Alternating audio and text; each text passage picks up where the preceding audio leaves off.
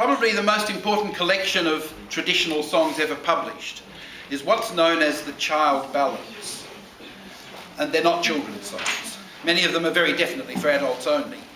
They refer to the songs collected by Francis James Child, an American folklorist and Harvard professor who published the English and Scottish popular ballads in 5 large volumes between 1882 and 1898. Most of them date back from the 17th and 18th centuries, but several go back to a much earlier time. Since the folk revival of the 1950s and 60s, many of these songs have been recorded hundreds of times and had a great influence on songwriters like Bob Dylan, who used them as models for a lot of his own songs.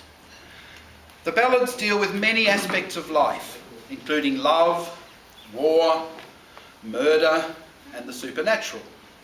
They were made up by common people, but they usually told tales of the rich and famous, a bit like the women's magazines today that thrive on stories about the royal family and other celebrities.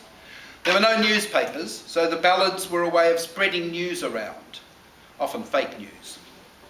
Many of the ballads turned up in America in a purer form than those found in England and Scotland, and we'll be doing some American versions of some of these ballads.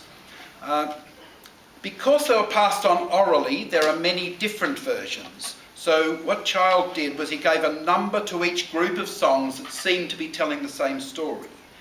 So for example, the first song we're going to do, Barbara Allen, is Child number 84, and there are hundreds of versions of it. There are 305 Child Ballads. I'm not going to do them all today. Some of them are very short, some take up to half an hour to sing. Well, there's no television in those days. By the way, Raymond has recorded them all on YouTube. Oh, yes, I've recorded them all.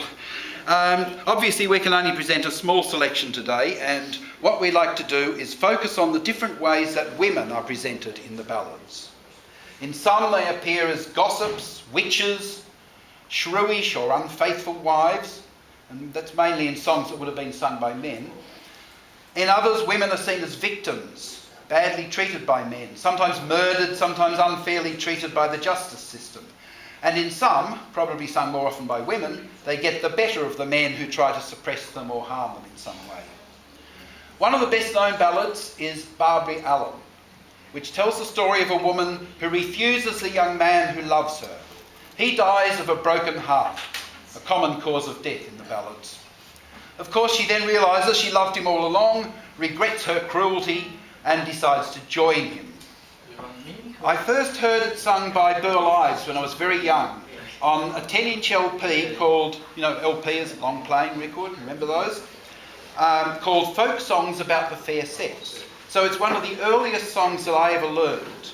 That's right.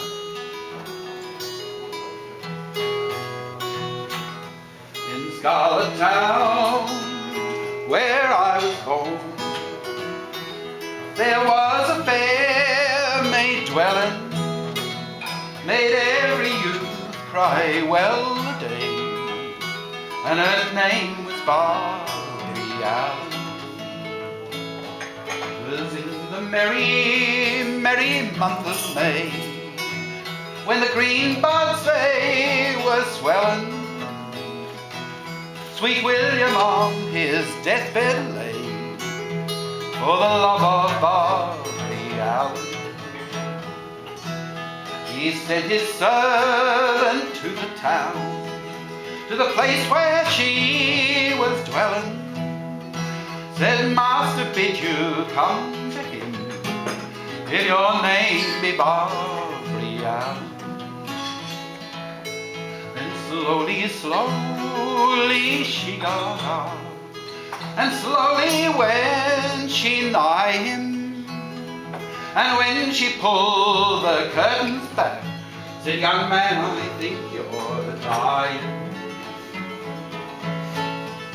Oh yes, I'm sick, I'm very, very sick, and I never will be better until I have the love of one, the love of Barbara Allen.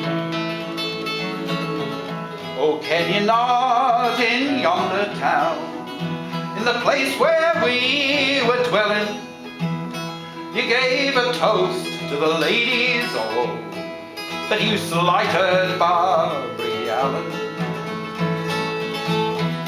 yes, I can it well. In the place where we were dwelling, I gave a toast to the ladies with my love to Barbara Allen. Then lightly tripped she down the stairs. He trembled like an aspen. 'Tis vain, my dear young man, to home for Barbara Allen. He turned his face unto the wall, and death was in him welling. Adieu, adieu, my dear Frizzle, be kind to Barbara Allen. She walked out in the green, green fields. She heard his death bells knelling, and every stroke they seemed to say, hard-hearted Barbara Allen. Her eyes looked east, her eyes looked west. She saw his pale corpse coming. She cried, bearers, bearers, put him down, that I may look upon him.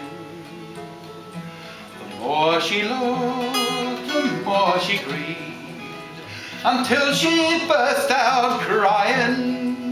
She said, bearers, bearers, take him off, for I am now a-dying.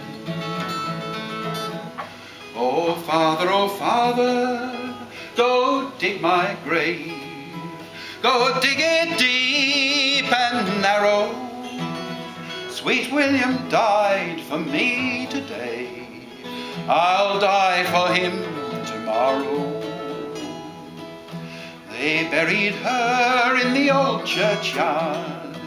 Sweet William's grave was nigh her, and from his heart grew a red, red rose, and from her heart a briar.